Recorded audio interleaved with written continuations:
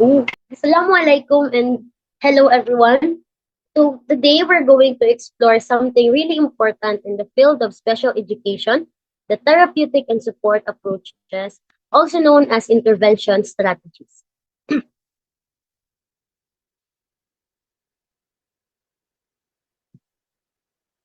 But before that, let me introduce myself. My name is Siti Umahika M. Dalig, and I am your discussant for today. Now allow me to read our learning objectives. First, the learners will be able to explain the purpose of therapeutic and supportive approaches in special education. Second, learners will gain knowledge of various therapeutic interventions, including music and drama therapy, play therapy, animal assisted therapy, and positive behavior support techniques.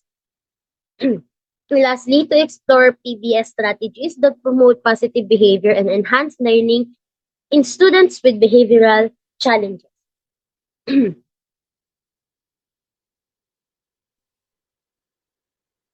Now let's proceed to our main topic. What is therapeutic and supportive approach? So ano nga ba ito? So ano nga bang sinasabi nilang therapeutic and supportive approach? In special education, when we say therapeutic approach or therapeutic approaches, it refers to methods and techniques used by professionals like counselors, psychologists, or therapists to help individuals manage mental, emotional, or behavioral issues. So, what is a supportive approaches naman? When we say supportive approaches, it focuses on providing emotional and practical support. Supportive approaches, these don't necessarily treat a condition, but it helps individuals feel heard, valued, and safe. So, um, that when we say again, the therapeutic is like para siyang mga methods or techniques na ginagamit ng mga professionals, while the supportive approach naman is hindi siya necessarily na makatreat siya ng isang condition, but it will help individuals feel heard, valued, or kahit sa paraan na like peer support groups or creating a non-judgmental environment, pwede yung mga ganon. So, what is a therapeutic and supportive approach nga ba kapag pinagsama itong dalawa?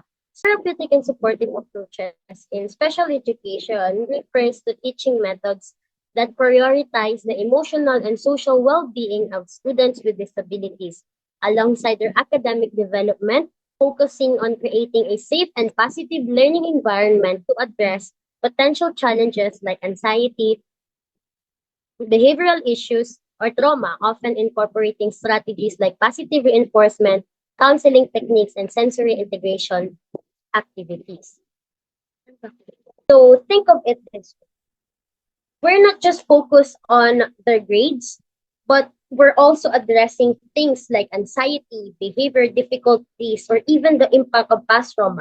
To do this, we use a variety of strategies. So mamaya malalaman nyo kung ano nga ba yung mga different techniques or strategies na pwede natin gamitin.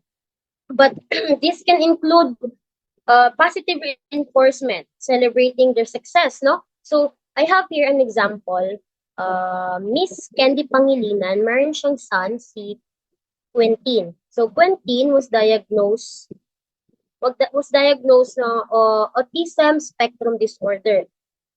So, merong isang interview na napanood ako kay Miss Candy Pangilinan kung saan sinabi niya na doon kung paano niya natulungan si Quentin, kung paano niya ginamit yung counseling na technique para mas maintindihan or ma-manage ni Quentin yung feelings niya. So, the story is kay graduation ni Quentin para sa grade 6.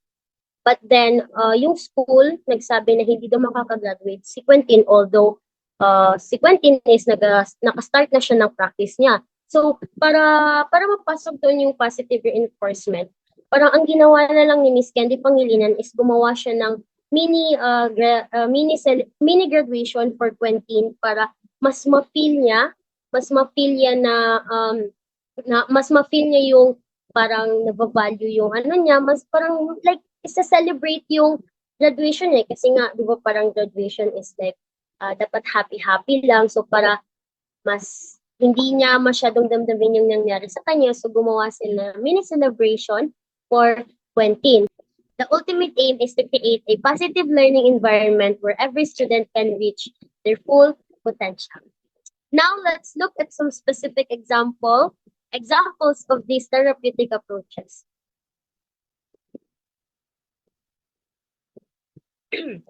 First, we have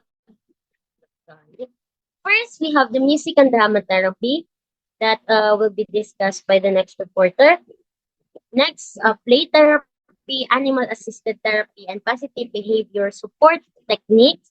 And we also have other valuable therapies like behavioral therapy and art therapy. So now, in conclusion, therapeutic and supportive approaches are essential in special education. Bakit nga ba? Because we can recognize or we can recognize the unique needs of students with disabilities and also to provide a range of strategies to support their emotional, social, and also their academic growth. And by understanding and implementing these approaches, we can create a more inclusive and effective learning environments where all students can thrive. Good day, everyone. My name is Nurhadia T. Duga, Group 4 Second Discussant. So, my topic, music and drama therapy in special education, but we will focus only in music therapy because the drama therapy will be discussed by Miss Kagandahan. When we say music therapy is a specialized intervention that uses musical activities such as playing instruments, singing, and improvisation to support the learning and development of students with special needs. In special education, it serves as an innovative tool to address challenges in communication, social skills, emotional regulation, and cognitive development. So, ang music therapy ay isang specialized na approach wherein ginagamit ang music tulad ng pagkanta, pagtugtog ng instrument, or paggawa nila ng kanilang sariling lyrics or tunog or yung sinasabi natin na improvisation para ma-help ang batang may special needs. So sa special education or yung batang may mga special need, hindi lahat ng student ay natututo sa traditional way. When we say traditional way, ito yung paraan ng pag-aaral natin. For example, itong ginagawa ko, I am discussing in front of you and you are there listening. May mga bata kasi na hirap magsalita, makipag-socialize, mag-control ng emotion, mag-focus or may tendency pa na maboard sila sa traditional way of teaching. Due to this factor, dito ngayon pumapasok ang music therapy bilang isang creative and alternative method na hindi lang nakakaaliw pero scientifically proven din na nakatutulong sa development ng bata. Isa pa sa kagandahan ng music therapy, for instance, yung mga batang hindi makapagsalita, pwede silang matutong mag-express ng feeling nila through playing instrument or pagkanta. May mga tao or bata kasi talaga na hindi marunong mag-express ng kanilang feelings. Pero through the music therapy, mas matutulungan silang i-express yung kanilang sarili by improvising the lyrics. How or paano. For instance, kapag relate tayo doon sa kanta, 'di ba, mas feel natin na kantahin. Parang bigay todo tayo doon sa pagkanta. So, through that, na-express natin yung sarili natin. So, din doon sa mga batang may special need. Through singing or through playing instrument, mas ma-express din nila yung kanilang sarili. Isa pa sa kagandahan din nito, yung batang may anxiety. So, mas magiging kalmado sila while listening sa mellow music or yung mga music na pwedeng pang stress reliever o mga mahinhin na music or malumanay na music. So, yung mga batang may special needs, hindi nila kinakailangan maging magaling dito sa music therapy sa pagkanta. But, ang kailangan lang nila is mag-express nila yung kanilang sarili para ma-enhance yung kanilang communication and socialization through the music therapy.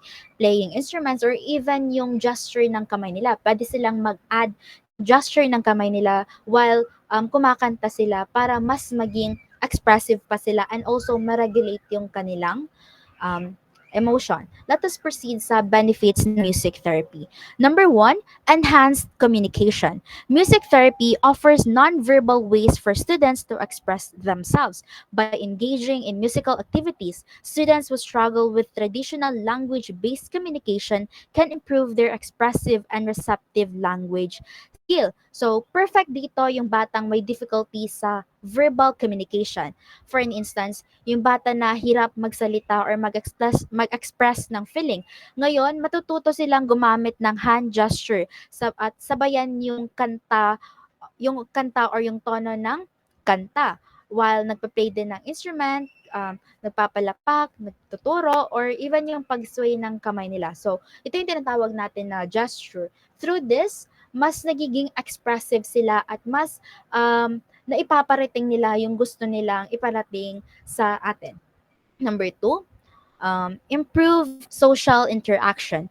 Group music therapy sessions encourage collaboration and interaction. Students learn to work together, share instruments, and take turns, thereby building social skills and fostering a sense of communication. Sa improved social interaction, kapag ang music therapy is ginagawa siya through group setting or iisang room lang sila tinuturuan katulad ng nandyan sa picture, yung mga bata is natututong makipag-cooperate, which is ito yung kagandahan sa benefits. Sila yung nagtutulungan, nagpapalitan ng instrument, or pwede rin nila i-help yung classmate nila na matuto sa pag-play ng piano or sa iba pang instrument kapag expert na sila doon sa pag-play noon. Natututo rin sila sa tamang oras nila para tumugtog. Then after that, ipapahiram naman nila yung instrument sa iba pang bata. So through the turn taking sa drums or instruments, napapractice nila ngayon yung kanilang patience and respect sa iba. Number three, emotional regulation and expression. Music creates a safe space for students to explore and manage their emotions. The structured yet creative environment helps reduce anxiety and stress while promoting self-awareness and confidence. So, ang music ay isang safe and creative outlet para sa mga batang hirap mag-regulate ng emotion. It helps them para ma-release ang stress and anxiety through listening sa mellow music at mas maiintindihan nila yung kanilang nararamdaman. For an instance, yung batang may tendency na maging aggressive sa klase. In special education, parang napansin kasi na mas kalmado yung mga batang aggressive kapag mayroong background music. So, imbes na magwala yung bata, nakikinig sila ngayon ng music at ginagawa nila itong paraan para mas ma-express or ma-regulate ang kanilang galit or lungkot. Also have cognitive and motor skill development. The rhythmic and structured nature of music can enhance memory, attention, and motor coordination. This multisensory approach supports academic learning and everyday functioning. So, ma-enhance dito yung kanilang memory. For instance, nag-memorize sila ng lyrics or ano ba yung tamang gestures sa ganitong kanta. Magkakaroon ng focus sa pag-play ng piano or pag-play ng instrument, nag-focus din sila doon sa emotion na gusto nilang i-convey. So lahat nun ngayon ay mayroong coordination from memorization to uttering words or yung pagkanta nila and lastly doon sa motor skills nila. Ngayon nakakatulong ito sa kanilang academic task. We also have here some examples of potential candidates for music therapy. A child who has difficulty focusing attention on a task for a long period of time is more attentive to song-based stories or activities that involve music. So, yung mga batang hirap mag-concentrate, mas nagiging attentive at focus pa sila doon sa song-based stories or activities na involve ang music. Mas na-enjoy nila yon to involve more. A child who demonstrate increased phrase length or initiation when singing. So, yung mga batang mas maraming nasasabi habang kumakanta compare sa regular na pag-uusap. Sometimes kasi nag-i-improvise sila ng kanilang sariling lyrics para ma-express nila yung kanilang sarili. So through that, mas marami silang word na nasasabi or na-utter ngayon at mas maiintindihan pa natin sila. Number 4, decrease of maladaptive or aggressive behavior while listening to music. Um, Ito yung mga batang biglang nagwawala, mas magiging calm pa sila while listening sa kanilang favorite music. And also, ang music therapy or ang music is ginagamit din bilang reward system. Halimbawa, kapag natapos na yung gawain sa klase, pinapatugtog ang kanilang favorite song bilang motivation or bilang reward nila. In conclusion to this, music therapy in special education is a versatile and effective approach that complements traditional teaching methods by addressing a wide range of developmental areas from communication to motor skills. It helps students with special needs achieve better educational and personal outcomes. The creative, engaging nature of music makes it a valuable resource for educators and therapists aiming to provide holistic support in special education setting. So, ang music therapy is hindi lang siya for entertainment, but rather pwede rin ito for educational purposes, especially sa special education wherein nandoon yung mga batang may special need na nangangailangan ng creative way to teach them para makatch din ni teacher yung attention at mas makakapag-focus yung students sa kanilang lecture. So, music therapy in special education also helps them para ma-enhance ang kanilang communication skill. Mas marami silang na-utter or nasasabing words via improvising the original lyrics of the song. Or kumbaga, gumagawa sila ng sarili nilang lyrics to express ang kanilang sarili. Socialization skills, madedevelop din yung kanilang coordination, patience, and respect sa iba pa, especially if they are being taught through group settings or sa iisang room. And lastly, madadevelop din yung kanilang motor skills via learning on how to play piano or other instrument. And that's all for my report. The drama therapy will be discussed by Miss Kagandahan. Thank you for listening. Good day everyone, this is Nicole Adrian J. Kagandahan, and today I'll be discussing one of the therapeutic method which is the drama therapy at kung paano ito nakatulong sa mga batang may special educational needs. This topic is very crucial because nowadays maraming mga bata na nag-need ng social and emotional support, especially those children na may autism, ADHD, and intellectual disabilities. So, ano nga ba ang drama therapy? Drama therapy is a therapeutic method that uses theatrical techniques. Ibig sabihin, ang mga therapists is gumagamit sila ng acting, role-playing, and storytelling para ma-help ang isang bata emotionally and mentally. In this therapy, ang mga therapists is hindi lang gumagamit ng salita during counseling but they are also acting para matulungan ang mga bata na matuto makipag-interact sa iba at may pahayag ang kanilang mga nararamdaman, especially those children na may condition. So, itong therapy na to is magagamit ito sa special education. Gaya ng sinabi ko kanina, ito ay effective, proven and tested sa mga children na may condition na autism, at saka ADHD and also the intellectual disabilities. So, now let's proceed to its benefits. Meron itong 4 na benefits. Number 1 is it can improve social skills. Itong drama therapy is makaka-improve siya sa social interaction ng mga bata. Through role-playing and improvisation, matuto ang mga bata na makipag-eye contact at makinig kung merong magsasalita. So, in short, itong drama therapy is nakaka-help siya para magkakaroon ng bawat isa ng better communication, especially those children na may special needs. The second one is emotional expression and regulation. Sa drama therapy, binibigyan ang mga bata ng chances na express at i-explore ang kanilang mga emotion. Halimbawa, during session, magkakaroon ng character portrayal. Tapos, yung therapist doon is meron siyang i-act or gagampanan na character. Tapos, ang emotional character na yun is sad. At doon sa scenario na yun, may ipapakita kung paano na lampasan ng karakter yung emotion na yun or paano niya na-solve. So in short, dito sa drama therapy, matuturuan natin yung mga bata paano i-handle ang kanilang emotion. The third one is the cognitive growth. Ang mga drama activities is makahelp siya ma-improve ang memory and attention span ng mga bata. Halimbawa, sa storytelling, kapag sinusundan ng mga bata yung flow ng story, mapapaunlad ang kanilang creative thinking skills. Like, mapapaisip sila kung ano yung mangyayari next. Itong creative thinking skills na mapapaunlad nila is magagamit din nila ito sa kanilang academic performance. Last but not the least, drama therapy can also boost their self-esteem and confidence.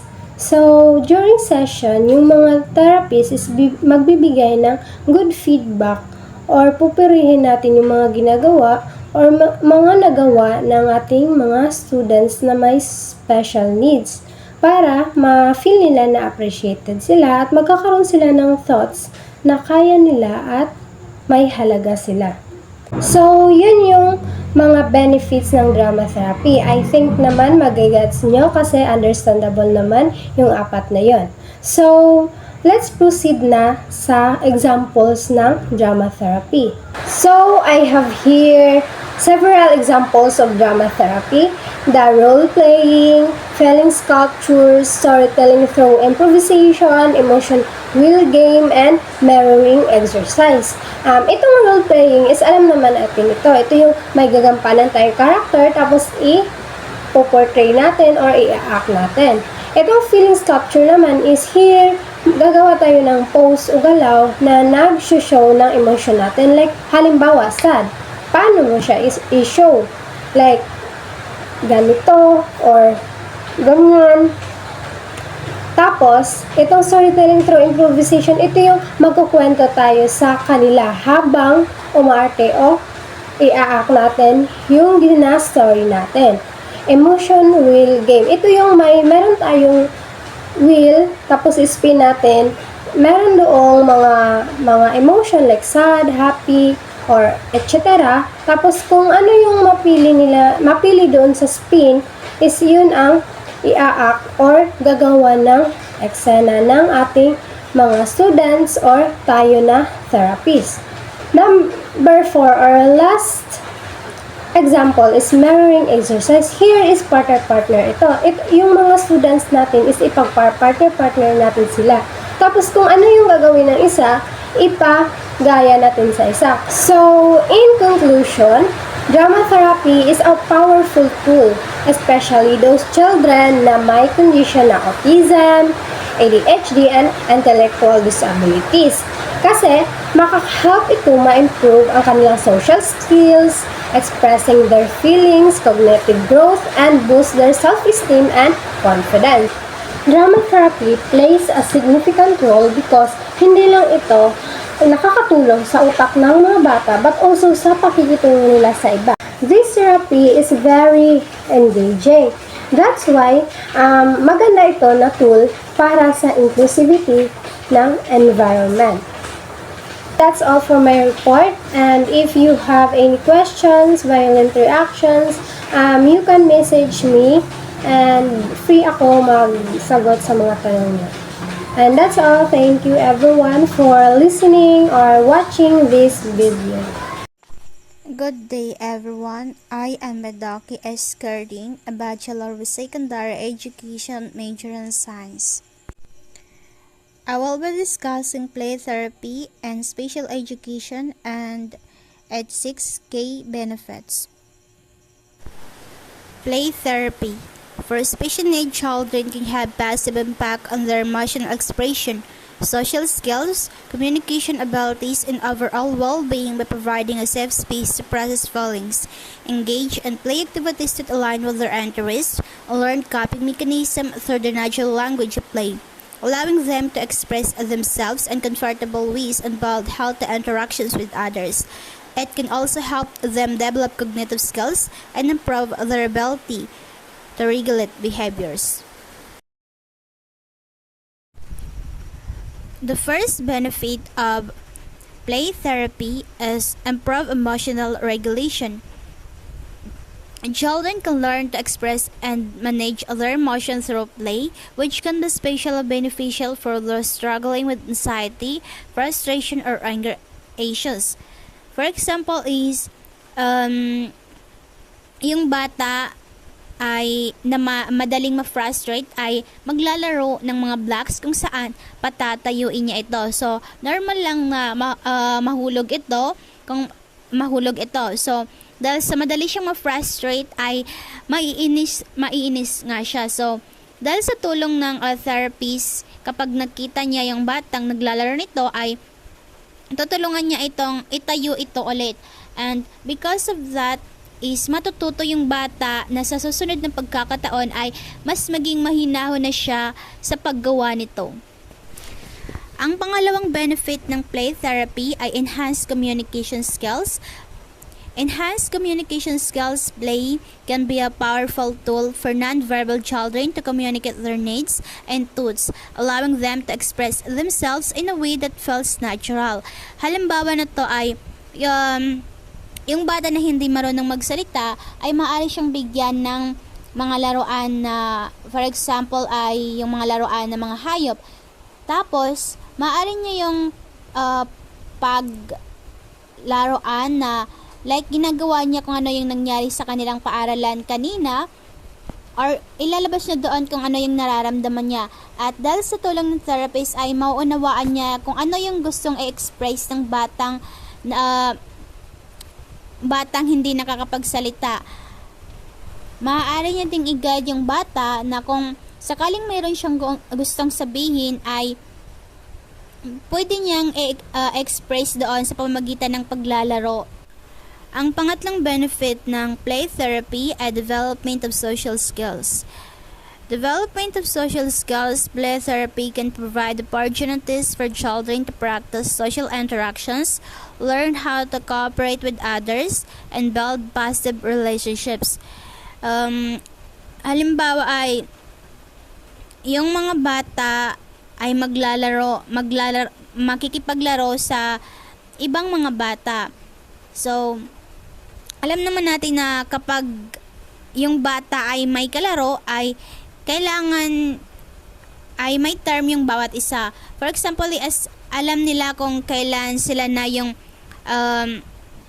maglalaro at alam nila na dapat tumigil na sila kasi yung kasama na naman nila yung next na maglalaro doon sa laruan nila. For example is maglalaro sila ng tao-tauhan. So, alam nila kung kailan sila titigil kasi term naman ng kasama nila. Ang pang-apat naman na benefit ng play therapy ay sensory integration. Play activities can be tailored to address sensory needs, helping children to better process sensory information. Halimbawa ay yung bata na sensitive sa paghawak ng mga mabibigat ay maaari sila munang paglaruin or bigyan ng laruan na malalambot or yung mga matataba na laruan na maaari na lang hawakan. So, kapag nasanay na silang humawak doon sa mga malalambot na laruan, ay maaari na silang unti-unting pahawakin ng magagaspang. So, sa tulong ng play therapy na yon ay mapapamahalaan nila or maaalagaan nila yung sarili nila or mai-improve nila yung sarili nila mula sa sensory sensitivities nila. Ang number 5 na benefit ng play therapy ay increased self-esteem. Increase self-esteem by engaging in play activities that are enjoyable and tailored to their abilities. Children can gain confidence and a sense of accomplishment. Halimbawa is yung pagbibigay ng activities sa isang bata na hindi pa marunong mag-drawing. So, kapag napansin ng therapist na hindi marunong mag-drawing yung bata, ay maaari na siyang pasimulahin mo na sa pagko-color ng isang drawing. So, kapag napansin na nung therapist na yung bata ay marunong na siyang mag-color doon sa drawing na hindi lumalagpas, ay maaari na siyang bigyan ng activity na mas mahirap pa doon, like yung proceed na sila sa pagdodraw unti-unti. At kasabay nun ay ika-complement siya ng therapist sa kanyang improvement. At dahil doon ay mamomotivate yung bata at malalaman niya na mas magtiwala pa siya sa kanyang sarili. Ang pang-anim na benefit ng play therapy ay stress reduction. Stress reduction play therapy can provide a safe and relaxing environment for children to unwind and de-stress. So, halimbawa na to ay yung paglalaro ng bata sa mga nakaka-relax lang na mga laruan, like yung maglalaro lang siya sa clay or magdo-draw. Kasi hindi naman yun nakaka-stress na laruan, like nakaupo ka lang and parang nagre-relax ka lang.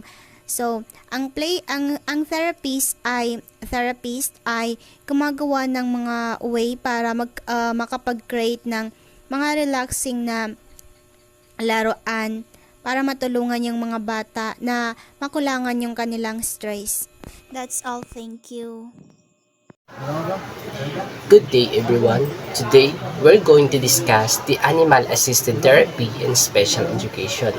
But before anything else, allow me first to introduce myself. My name is Mastura Paludian Injet, your discussant. Animal-assisted therapy, also called pet therapy. It refers to the various service using the animals to help people with specific physical or mental health condition. So, pag sinabi natin na animal-assisted therapy, ito yung process na kung saan meron tayong pet, meron tayong inaalagaan. And one example of this is yung aso, pusa, kabayo, and so on. So, marami tayong sinasabi na pet, basta inaalagaan natin sila. It plays a crucial role to us as an individual kasi ito yung nakakatulong sa atin kung paano natin makukup yung mga physical or mental health conditions natin. The goal of animal-assisted therapy is to alleviate or to help people cope with symptoms of various conditions where possible. Itong animal-assisted therapy, the way paano natin alagaan yung mga animals is nagkakaroon tayo ng sinasabi na human-animal bond. And with that, nakakatulong ito sa atin kung paano natin i-cope, paano natin ma-overcome yung mga physical health or mental health conditions na meron tayo.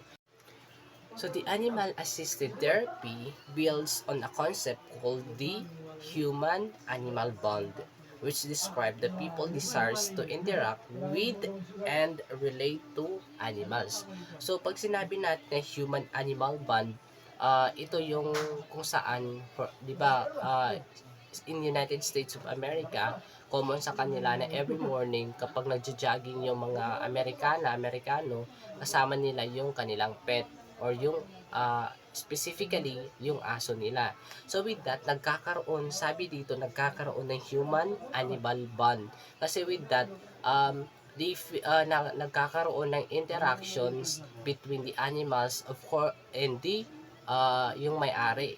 And at the same time, for example, ako morning, nagja-jogging ako kasama yung pet ko, and then nakita ko dyan si or sino man yan, nagja-jogging din siya kasama nung pet niya. So with that, nagkakaroon ng interaction, nagkakaroon ng human bond. At at the same time, dun din pumapasok yung sinasabi natin na human-animal bond. And according to John Johnson 2020, this bond itself may help a person in several ways.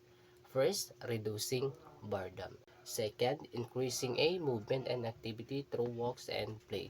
So, di ba nasabi ko sa inyo kanina, in United States of America, common sa kanila yung every morning na nagja-jogging sila kasama yung pets nila, specifically yung aso. So, with that, kapag nagjo-jogging sila in every morning, at the same time yung ibang tao is nagjo-jogging din kasama yung pet sila. So with that, nagkakaroon ng ah, interaction. Nag-increase yung movement, at the same time nandun yung walks. So dalawa yung benefits kapag ganun, meron silang interaction, at the same time yung pagja-jogging nila. Third is providing companionship and decreasing loneliness. So nandun nagkakaroon ng samahan, naiiwas yung mga tao sa loneliness or yung pagiging malungkot. Fourth one is the increasing interaction. So ito yung lagi kong sinasabi, nagkakaroon ng interaction between the persons to persons, kasi nga 'di ba, kapag ganun, kapag every morning na nagjo-jogging, tapos nag-jogging naman si ano or si ano man dyan, so with that, nagkakaroon ng interaction. It's providing mood and general well-beings. So with that, 'di ba, nasiset yung mood natin. Parang nagkakaroon ng auto switch. Kapag lonely ka, bigla kang nagiging masaya kasi nga nandyan yung pet. Kapag lumabas ka naman, may interactions. Who or what might be the benefit of the animal assisted therapy? First, we have the mental health. The pet partners organizations note that these therapies may improve many important markers of distress and disorders. So, the pet partners organizations, sabi nila is yung animal assisted therapy na ito is nakakatulong talaga siya na matudlukan kung ano yung pinagdadaan ng isang tao. It decreases the anxiety and stress.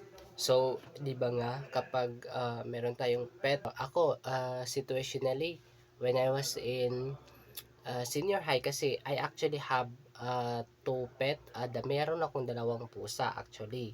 So, kapag bored ako, ay kapag stress ako in academic, kapag makita ko lang yung pusa ko ganyan, is sobrang sobrang happy na ako. Like I don't feel the stress kasi like makita ko lang sila, like sobrang saya ko na kasi very ko sa kanila nakikitungo ako sa kanila, at the same time like nagkakakinikis ko sila kasi I actually attract talaga sa mga alaga. Second is decrease a perception of pain. Third is reducing feelings of fear or worry. So ito, nakakawala ng worry kasi 'di ba kapag nandiyan yung pet mo, for example dun sa pusa ko, kapag masyado akong stress sa academic, nakikita ko lang siya, like I'm okay. Hindi ako nagwo-worry in everything kasi I feel free kapag nandiyan sila.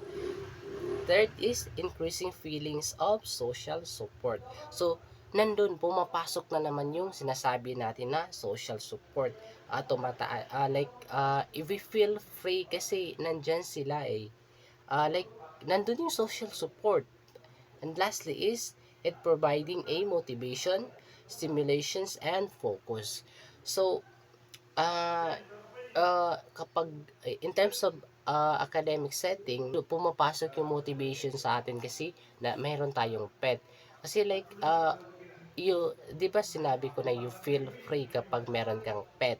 So, doon pumapasok yung sinasabi natin na motivation. And with that, it leads you to focus. So, kapag may pet ka, may alaga ka sa bahay nyo, in terms of academic setting, kapag may alaga ka sa bahay nyo, nagkakaroon ka ng motivation. And with that motivation, it lead you to focus for you to be able to achieve whatever you want in your life.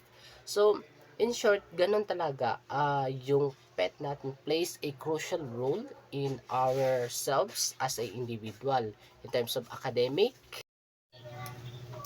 The researcher note that the therapy may be beneficial for people from many different age groups with a various conditions. For example, a study that the use of therapy dogs improved the efficacy of mental treatment among adolescents.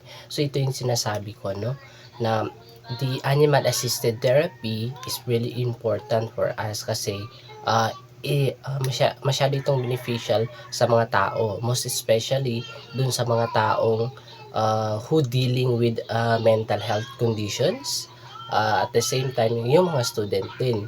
In school settings naman is, for example, kapag stress ka, so 'di ba kapag may pets ka, kapag nandyan sila, um, it leads you to overcome the problem that you have encountering. For example, yung masyado kang stress. So, na-improve nito yung efficacy of your mental health, at the same time, the physical health. Together, these factors may make the therapy helpful for aspect of conditions such as dementia. Pag sinabi natin dementia, ito yung kung saan nagiging makalimutin tayo. Depression, anxiety, autism spectrum disorder or the ASD, attention deficit hyperactivity disorder or the ADHD, and schizophrenia. The second benefits of animal-assisted therapy is physical health. Some forms of animal therapy may also help with markers of the physical conditions including the epilepsy, heart failure, pain from cancer treatment, post-operative recovery, and recovery after a major or another conditions that causes a person to lose their motor skills. So in physical health, itong animal-assisted therapy or kung the way paano tayo mag-alaga ng for example, pusa, aso. So, nakakatulong din ito na matudlukan yung um, physical health conditions na meron tayo, including dyan yung epilepsy, heart failure, and yung painful of the cancer treatment. Working with an animal in these cases may motivate the person to continue therapy, boost their mood, and reduce signs of pain. So, overall conclusion sa topic na to, the animal-assisted therapy, sobrang importante nito sa atin kasi like parang nagkakaroon ng switch from saddest moment, magiging masaya ka kasi nandyan sila. At the same time, nakaka-boost din ito ng mood. Yun na nga, nagiging masaya kasi nandyan sila. They inspired you to continue and learn more or do more. At the same time, nakaka-reduce ito ng pains. Kapag broke ka, pwede mong kausapin yung mga pet mo ka. And then, with that, kapag ginawa mo yun, na-overcome mo yung mga pinagdadaanan mo. And that's all that's at the end of my video presentations about the animal-assisted therapy. I hope that na-gets nyo. Any clarification you can ask to me personally. And that's all, and thank you so much. Okay, so now, let's proceed doon sa dalawang additional natin, sa dalawang therapies na inad natin, the behavioral therapy and the art therapy. Again, my name is Siti Umahika M. Dalig, and again, I am your discussant for this topic. Now, behavioral therapy and special education. So today, we're going to talk about kung ano nga ba ang behavioral therapy in special education. And this is a really important set of techniques used to help students learn and manage their behaviors and thoughts. So behavioral therapy, particularly cognitive behavioral therapy or the CBT, focuses on modifying negative behaviors and thought patterns. It is especially beneficial for students with autism spectrum disorder or the ASD and anxiety disorders. So, behavioral therapy is a type of psychological treatment that focuses on changing unhealthy or harmful behaviors. It is based on the idea that all behaviors are learned and therefore they can be unlearned or changed. So This approach has been found to be particularly beneficial for students with specific needs. So, it mentioned here sa PPT that um, this technique or this tech this technique, itong behavioral therapy, helpful siya for students with ASD or autism spectrum disorder and anxiety disorders. Because for ASD, behavioral therapy can aid in developing social skills, communication skills, and reducing repetitive behaviors. While for students with anxiety disorders naman, it can help them learn coping mechanism and challenge anxious thoughts. So one example for this is if a child is afraid of dogs or cats or kahit anong animals man, but if we are going to expose them gradually doon sa animals na yon, parang mas ma-reduce nila, parang mas ma-reduce yung fear nila doon sa animal na yon, but in a safe setting, syempre. And this is called the exposure therapy or a type of behavioral therapy. So now let's proceed sa key aspects ng behavioral therapy. First, we have the skill development and structured interventions. So skillful development, it can help students learn appropriate behaviors, social skills, and coping Strategies to manage challenges. strategies. Structured interventions, it uses clear, consistent methods such as routines, rewards, and step-by-step guidance to encourage positive behavior.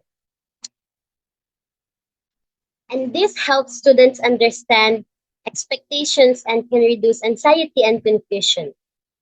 In summary, behavioral therapy, especially cognitive behavioral therapy, is a powerful tool in special education because it focuses on changing negative behaviors and thought patterns through skill development and structured interventions. Also, it is especially helpful for students with ASD and anxiety disorders. Let's proceed to art therapy in special education. Now, art therapy in special education. This is a fascinating and powerful approach that uses the creative process to support the well-being of students with diverse needs. So what is art therapy? Art therapy utilizes creative processes to help individuals express themselves, explore their emotions, and improve their psychological well-being. So art therapy, it recognizes that sometimes words aren't enough to express what we're feeling or experiencing. So art therapy is like a form of therapy na kung saan pwede natin siyang magamit like creative activities. Pwede sa mga creative activities like drawing, painting, sculpting, or collage making to help people with diverse needs express their thoughts and emotion that words aren't enough to express. So art therapy basically is about using art as a form of communication and healing. So in art therapy, hindi lang siya about sa kung gaano ka kagaling mag-draw or gaano ka kagaling mag-paint, but it's about expression. Di ba parang may tinatawag tayong abstract painting, yung parang like you can do whatever you want. That's an abstract painting. Basta parang in a way, parang like, parang doon sa ginawa mo, parang kahit hindi mo siya kayang sabihin, pero yung sa pamamagitan ng art, parang na-express mo talaga yung totoong emotions at nararamdaman mo.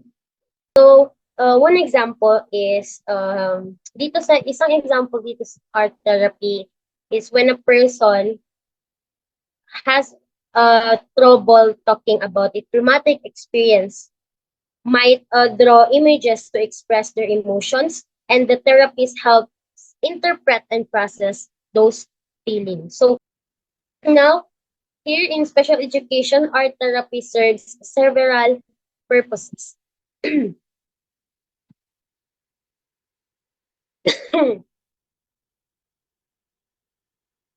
First, we have the emotional expression. Second, cognitive development, and third, the social and emotional benefits. So when we say emotional expression, uh, uh, when we say emotional expression, it helps students express feelings that may be hard to put into words, such as anxiety, frustration, or happiness. So hindi lang siya about like a negative, pwede din siya sa positive. Next, the cognitive development, it enhances thinking skills, memory, attention, and problem solving through hands-on creative activities. And lastly, the social and emotional benefits. It promotes a social interaction, boosts self-esteem, and helps students understand and manage emotion. So in conclusion, art therapy in special education is a valuable tool that harnesses the power of creative expression. It provides unique avenues for emotional release, supports cognitive growth, and fosters important social and emotional skills. So again, the art therapy is hindi siya about pagalingan, but it's about how you can express your feelings or emotions through art. And that ends my report. I hope you learned, and I hope you understand. And that's all. Thank you so much for listening. Adios.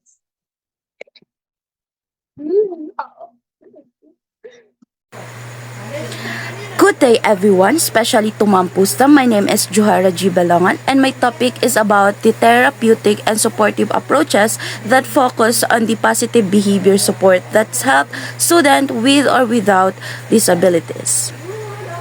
So, therapeutic and supportive approaches in special education refers to teaching methods that prioritize the emotional and social well-being of a student with disabilities alongside their academic development. So, CPBS is increasingly recognized as an effective strategy for improving the student outcomes, enhancing school climate, and promoting overall well-being among students with behavioral challenges or the person with disabilities. So there are 6 positive behavior strategies that help students with or without disabilities. So we can use this 6 strategy. So this strategy is are evidence-based proactive approaches to changing challenging student behavior. So this positive behavior strategy is encourage you to see the behavior as a form of communication. As a future educator, we can use this 6 strategy. So these 6 strategies or the 6 positive behavior strategies. First is alter the classroom environment, increase predictability and scheduling, increase choice making, make curricular adaptations, appreciate positive behavior, teach replacement skills. So strategy 1, which is alter the classroom environment. So this strategy, teacher can remove or modify environmental condition within their classroom that trigger challenging behavior in a number of ways. So sa strategy na ito is binabago or ina-adjust ni teacher ang classroom environment para maiwasan ng mga student or yung mga student na may problema sa behavior nila is dito sa strategy na to is di ba may mga environmental triggers na nagpapasimula ng challenging behavior. Example, yung mga ingay o yung init ng isang classroom can also trigger the behavior of a student or especially sa mga student with disability. So, there are different strategies na nakalagay kay strategy 1, which is accommodate individual student environmental needs. So, Information gathering may indicate that individual student behavior is linked to environmental trigger. Student with attention deficit hyperactivity disorder, which is the ADHD, for example, should be seated away sila from noisy or mga high traffic area. So, for student who are easily naman distracted, consider the use of study carrel, which is, pakita ko yung example. Kung isa sa student natin in the future is may challenging behavior like ADHD or madaling madistract, pwede natin siyang paupuin or palayuin sa mga lugar na maingay or mataong bahagi ng classroom para ma-help natin yung kanilang pagkakadistract. So, mas makaka-focus sila sa klase. So next is consider room arrangement. So learning center need to have adequate space and be placed far enough apart so that the activity and noise level in one center are not disrupted to student in a neighboring center. So para sa mga student na madaling madistract, maaring gumamit ng study carrel or si teacher gumawa siya ng quiet learning center kung saan sila is makakapag-focus sa kanilang activity at sa kanilang pag-aaral ng tahimik at walang istorbo. 'Di ba kapag super lapit ng isang classroom is pwedeng madistract ni one classroom si one classroom. So, as a future teacher, kailangan nating i-consider yung. Kailangan natin tingnan kung pwedeng bang madistract ang mga student natin, especially sa mga student with disability. So, kailangan natin gumawa ng another quiet learning center para mas makapag-focus ang mga student natin. So third, consider traffic pattern. So too much or too little space may be problematic. Too much space may encourage young student to run, where too little space naman can lead disruptive bumpings and knocking. So sa room arrangement naman is mahalaga ang tamang distansya ni learning center or ni classroom. So 'di ba kapag sobrang dikit or sobrang sikip ng isang classroom, pwedeng mag-ingay or pwedeng ma-distract ang isang student. While kapag sobrang lawak naman ni classroom is naiinggan yung mga student natin na tumakbo or gumawa ng mga hindi dapat na gawin sa classroom na yun. Kasi 'di ba malawak yung classroom. So dapat as a teacher, kailangan nating i-consider tong traffic patterns na dapat tamang-tama lang yung classroom para mas ma-help natin yung student na mas makapag-focus sila. Like example, 'di ba sa mga kindergarten, 'di ba usually kapag super lawak ng classroom nila is nagtatakbuhan sila. Kapag super sikip naman, 'di ba, nag-iiyakan sila kasi 'di ba naiinitan or nasusuffocate sila dun sa sikip nung classroom na 'yon. So as a teacher, kailangan natin tong mga strategy na to. So, the second strategy, increase predictability and scheduling. So, uncertainty increase anxiety levels in most people. Consider your frustration when you lose your daily planner or when a lesson that you organized during the weekend time is interrupted by unplanned fire drill.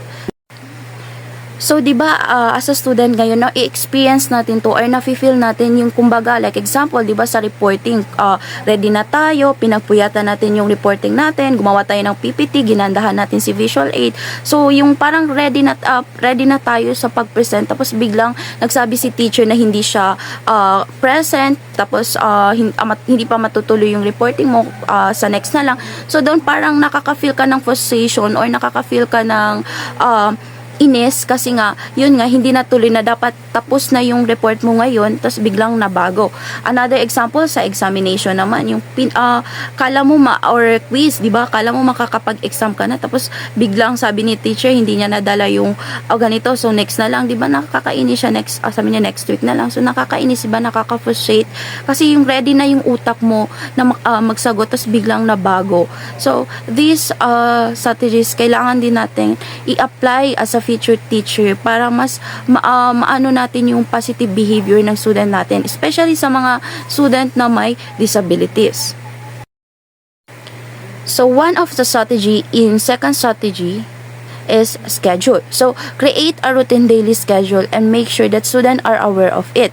So middle or high school teacher may find a student version of weekly planner useful in increasing predictability and appropriate behavior. Elementary teacher may post their schedule prominently in their classroom. So, ang paggawa ng routine daily schedule is nakaka-help siya sa mga student na para alam nila or aware sila kung ano ba ang dapat nilang gawin bawat araw. So, like example sa elementary or even sa high school, kailangan nating gawing itong strategy na to. Like example, magdikit tayo ng board, kumbaga naka-schedule, board na para sa schedule kung ano yung gagawin nila araw-araw. Like example, 8 to 9 maths, 9 to 10 science, to 10 to 10:15, di ba, recess time. So, di ba during elementary tayo, during high school tayo, di ba minsan kinukuha ni teacher yung recess time, di ba nakakainis siya, nakaka-frustrate kasi dapat recess time yun, tapos bila niyang kinuha. So that as a teacher, kung ano yung time natin, anong time ng subject na to, dapat yun yung susundan, yun yung or ano yung schedule, yun yung susundan, kasi minsan siya ng negative behavior nung student. So next is transition. So altering student before transition from one activity to one another increase the likelihood of appropriate behavior. So this signal gives student the opportunity to finish what they are doing before having to put it away. So 'di ba kapag si teacher bigla-bigla niyang pinapalitan yung activity na hindi pa handa ang student, doon natitrigger yung behavior ng student.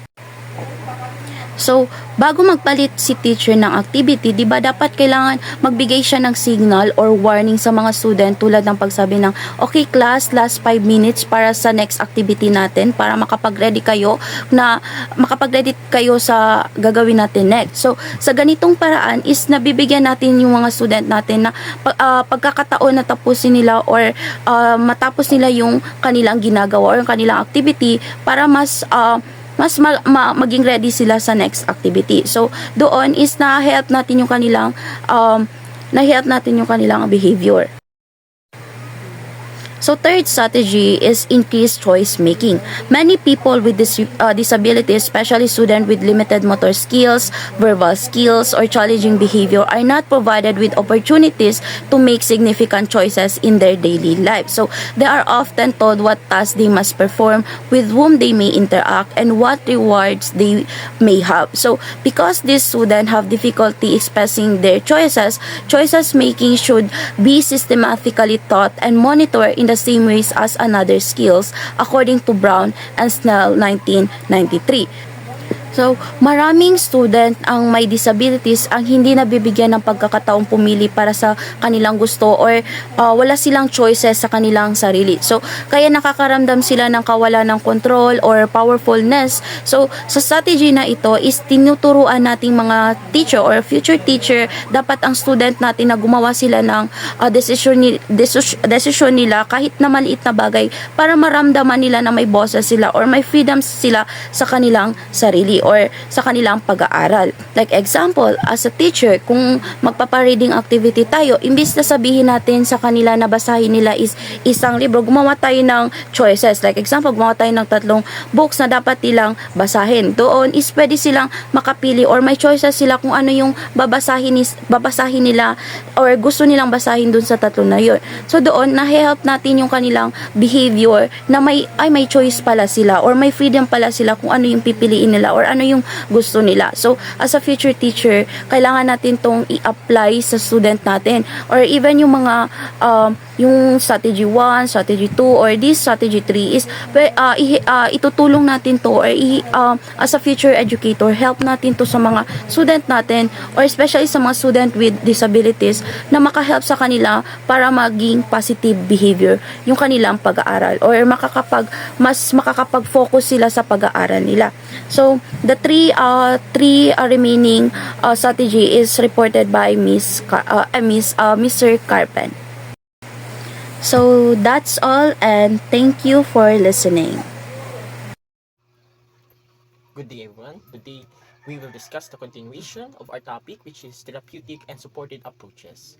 So the last discussion is tackle the strategy number 3.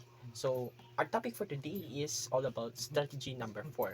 So what is this strategy number 4? So strategy number 4 makes circular adaptations. So what is this? Circular adaptation are modification made to enhance a student's performance in completing activities and to reduce the likelihood of challenging behaviors. So, in strategy number 4, no, nandun yung tinatawag natin make circular adaptation. So, we need to add na kung saan yung isang estudyante or PWD student can makapasok sa discussing natin, especially sa room, no? For example, kung alam mo naman yung estudyante mo is person disabilities in visual, so kailangan natin gumawa ng examination na angkop na makasabay siya doon sa examination na yun. So, yun po yung tinatawag natin na adjustment. So, ganun po yun.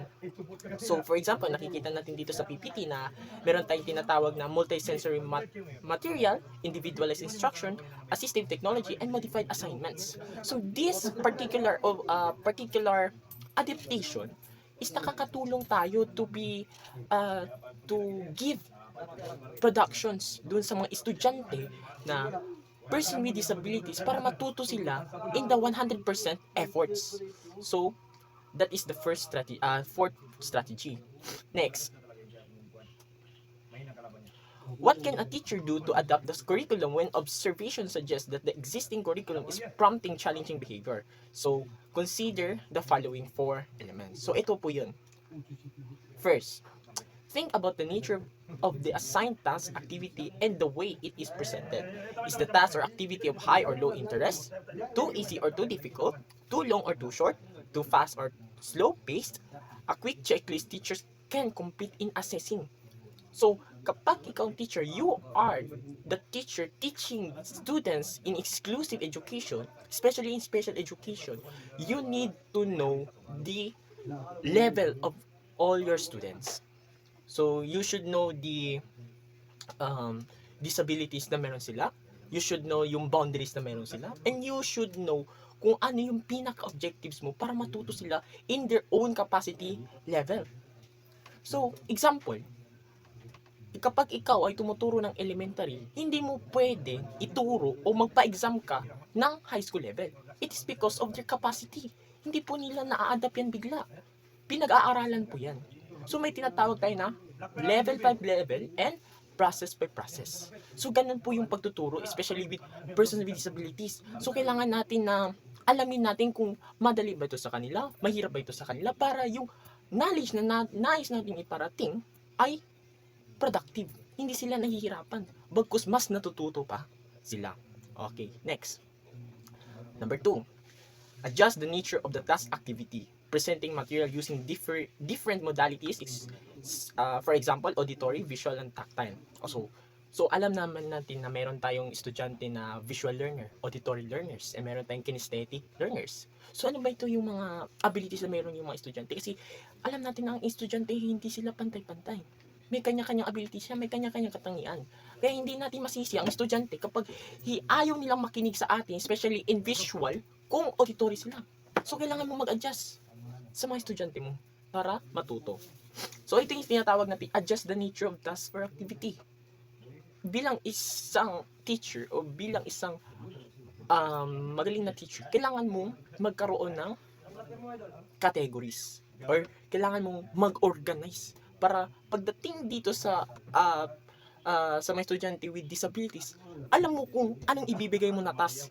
Kasi hindi mo man kasi pwede ibigay yung task na meron sa normal abilities na person doon sa PWDs kasi meron silang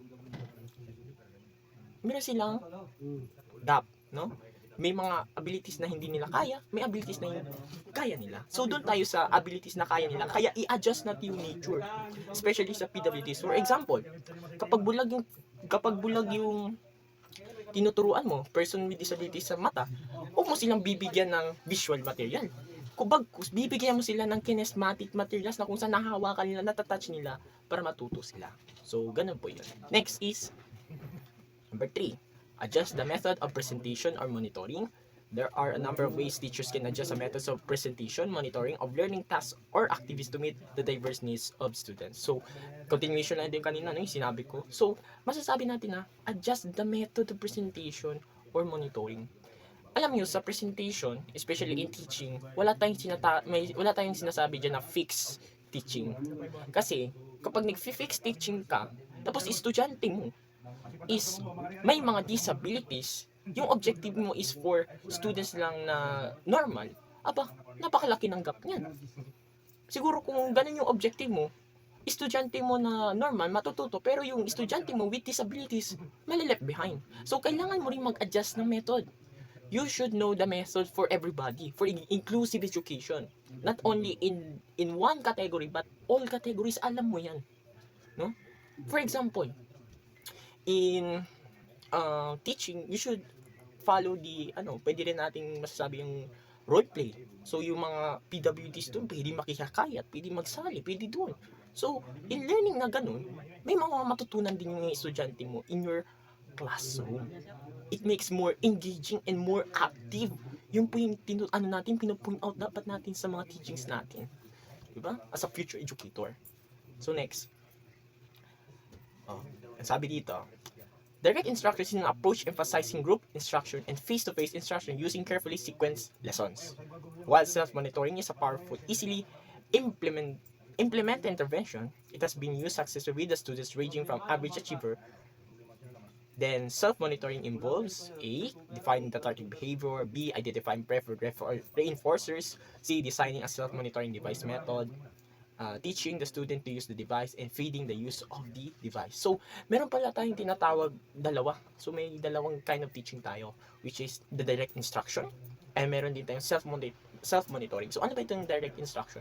So, yung direct instruction, ito na yung traditional na ginagawa natin, no? Especially sa atin talaga dito sa Philippines, which is teacher-student. Kung ano yung sinabi ng teacher, ano yung tinuro niya, ganun po yung, ganun din na-adapt ng isang student.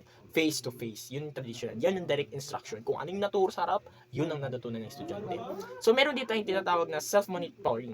So, itong self-monitoring, mapapansin natin ito sa mga tutor. Pero, in objectives ng direct instruction and self-monitoring is very most powerful. Bakit? Kasi, kapag self-monitoring, monitoring, no, is napapakinabangan mo, nalalaman mo yung progress ng each students kapag isa-isa. So, ito yung, yung involved, defining the target behavior. So, kung gusto mo malaman ng estudyante bakit ganito behavior, ikaw mag-aalam mo sa sarili mo na, bakit ganito yung estudyante ko makulit? Bakit yung estudyante ko hikain? Bakit yung estudyante ko ganito sa klase ko is napaka-tahimik? So, alam mo sa sarili mo na, baka may problema, baka may problema ganito, baka may sakit. So, alam mo niya, self-assessment, na-assess mo each student mo. So, kung ano yung gap na mayroon na kulang, yun ang pupunan mo. Yun ang pupunan. Kung hindi makaya, pwede magikayat ang mga teachers, ng ibang teachers. Kung hindi ka rin makaya, sa parents. Kung hindi kaya, pwede naman po, tinatawag natin na peer-to-peer teaching. Mentor-to-peer teaching. So, para mas maano, no? So, meron dito yung identifying preferred reinforcers. So, ano ba yung reinforcers na makakatulong? Yung pagbibigay ng rewards para mas motivating mga students mo. Like, pagbibigay ng mga stars kung elementary. Pagbibigay ng high grades for high school, no? Sa mga reinforcers na yung active reinforcers, mas natutulungan natin yung mga estudyante na magkaroon ng positive thinking at more engaging in participating in the classroom. So, designing a self-monitoring device method, no? Teaching the student to use the device. So, in this kind of self-monitoring, mas nagkakaroon ng relationship yung teacher and student kapag 1v1, especially in tutoring. Magkakaroon tayo ng method, bukas, ito objective natin, ito sa makalawa, ito objective natin.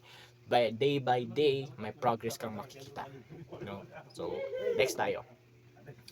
Number 4, provide peer support. Although peer support depends on a personality match and may not work in every instant, it has proved successful for students with challenging behavior. So dito naman po sa peer support, may advantage and disadvantage tayo. Unang advantage, kapag yung isang tinuturuan mo is gustong-gusto niya itong kasama niya, tas matalino pa, napaka-engaging yun. Magkakaroon sila ng relationship na mas malalim. Kung saan nagkakaroon sila ng 1v1 or sharing of thoughts, no?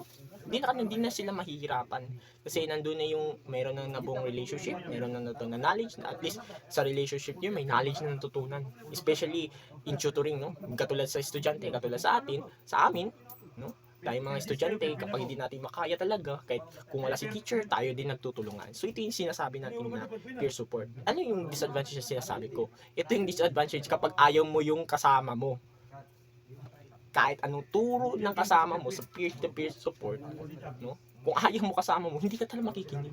Hindi engaging yung participation, hindi engaging yung sharing. Kaya, although na ganun, meron din tayong progress implementations and successful, no? Successful for students with challenging behavior. Kapag yung isang estudyante is mahiyain, pwede mo silang i-peer-to-peer mentoring, no? Para at least kapag mahiyain yung isa, nahahatak ng isa, nagkakaroon sila ngayon ng relationship. O ngayon, mas matututo yung estudyante na mahiyaan na magkaroon ng boses, magkaroon ng confidence. Yun po. So, next tayo. Strategy number 5, appreciate positive behaviors. Napaka-importante ito. Bakit? Kasi once na-appreciate mo ang isang gawa ng isang tao, yung estudyante or person with disabilities, wala kang kapalya-palya dun. Wala, kumbaga pa, it is the very most important talaga sa role natin is to appreciate everything. Bakit? Ideally, students will do the right thing in the right way and with the right attitude. Wow. Tamang-tama.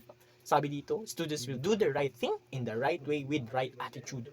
So, ganun pala. Kapag yung estudyante mo nakagawa ng tama, i-praise mo yan. Bakit? Kasi yun yung tinatawag natin na reinforcement. I-reinforce mo yung ganung ugali na para maulit-ulit. No? Kasi kapag halimbawa, estudyante naka-perfect bilang teacher, wow, ang galing naman. Palakpakan natin yung ating kaklase, no? Pag napalakpakan natin, tataas yung confidence nun. Sabi ko, ganito pala. Kung mataas ang grades ko, gusto ko magtaasan ulit kasi syempre, nakaka-boost ng confidence yun. Yun yung dapat natin emphasize na kailangan natin, each student, i-appreciate natin kung anong merong abilities nila, especially person with disability, para hindi sila ma-left behind at makapasok pa rin sila sa tinatawag ng inclusive education na alam nila na hindi sila napag-iiwanan. Yan dapat lagi natin implement. Dapat sa isang classroom, implement natin na tayo isang pamilya, hindi tayo watak-watak, at tayo ay friends. So next, take advantage of positive reinforcement. Simply but put, positive reinforcement, yung sabi ko sa inyo, importante yan. And determine the right reward. Make sure you have the right reward. So ito, pagbibigay ka ng pag-appreciate ka ng pag-uugali ng isang estudyante, dapat alam mo yung mga dapat mo ibigay, no? Especially dun sa mga elementary. So, kapag elementary, favorite lang nila, mga snacks alam naman bibigyan mo sila ng So, yung alamin mo din kung ano yung tamang reward na ibibigay mo sa kanila, no? Especially kay student, notebooks, ganyan. Hindi mo sila pwedeng bibigyan ng cellphone na wala naman tayong budget na ganun. So, kapag bulag naman, o person with disability sa paningin, bibigyan natin ng brilliant na reward. Diba? Saktong-sakto. Ganun po yun. So, next. Reduce rewards over time. Rewards should be given less frequently as the behavior becomes learned. Albert and Truthman 1990 have pointed out that the more you reward someone for tasks, the less interest the person will have for the task itself. So, yun na nga. Sabi dito, reduce rewards over time. So, bakit? Bakit natin i-reduce yan? Nasabi ko nga kanina, appreciate. Alam niyo, sa appreciation, hindi naman dapat yan lagi. Kasi pag alam mong lagi yan, masasanay ka na, ito, walang interesting, ito lang din makukuha ko. So, parang namimihasang isang estudyante. So, kailangan natin less frequently. Meron tayong gap na gap yan, hindi tayo bigay ng bigay kasi yun yung sinasabi natin, kailangan natin maging give and take, no? So, magbigay sila, bigay ka rin. Pero, wag masyado kasi mamimihasa ang isang estudyante at wala nang exciting doon. So, alamin ng mga klase ko natin, mga klase natin dyan. Next. Keep rewards interesting in the student confident. Rewards will probably have to be changed at different times to keep them desirable. So, keep rewards interesting in the student confident. Yun yung sinabi ko kanina. Yung mga reinforcement natin na kailangan nating ibigay, it should be karapat-dapat kung ano yung ibinigay ng efforts, ganun din ibibigay natin reward para hindi sila malugi. Walang lugihan. So next, strategy 6, teachers replacement skills. Teacher must consider both the effectiveness and efficiency of the alternative behaviors they choose to teach by Carr et al. 1994, Horner et al. 1996. So ang sabi, strategy, teach replacement skills. So, teachers must consider both effectiveness and efficiency. So, dapat kailangan pala natin, anong tinatawag natin effectiveness? Ano ba yung effectiveness? Yung ability na isang, kung saan effective, no? May consistency, kung saan may makikitaan ka ng productivity. So, effective, no? Kapag implement ka ng, halimbawa, sa objectives. Sa objectives kasi natin, doon nakalagay yung ating mga kailangan nating ipapasa sa estudyante. So dapat sa objectives pa lang, malaman mo kung ano yung target point mo. Kasi kapag alam mo yung target mo, yung ituturo mo, ma-effect na yan. Especially kapag naturo mo ng maayos, effective yan. Malalaman mo effective yan kapag ang isang estudyante, kapag ang isang estudyante nagpa-assess ka by their abilities. Tapos kapag nakataas ng score, effective yan. Yan dyan natin na-assess kung effective ba yung tinuturo natin. Hindi. By examination, assessment. So, ganun po. So, next is the efficiency. So, pag sinabi natin efficiency is, pag sinabi efficiency, yun na yung tinatawag natin na sapat. So, efficiency. Dapat yung tinuturo natin is efficient, not insufficient. So, yung tinuturo natin dapat sapat na sapat, sakto na sakto, walang labis, walang kulang. Kung may kulang man, punan natin. Ganun po ang trabaho ng isang teacher. Kung may katanungan man ng isang estudyante about sa topic mo, ibigay mo ng buo-buo. Huwag ka nang palalampasin ng iba pa. Kasi the more they gain knowledge, the more na mas matatandaan ka ng estudyante. Proven and tested yan. Lalo na kapag mabait ka sa isang estudyante, hindi ka makakalimutan ng estudyante. So, Guro, that's all. Thank you for listening and mabuhay po tayong lahat. So, thank you. So, once again, my name is Yuri Carpen, the discussant for this topic. Thank you very much.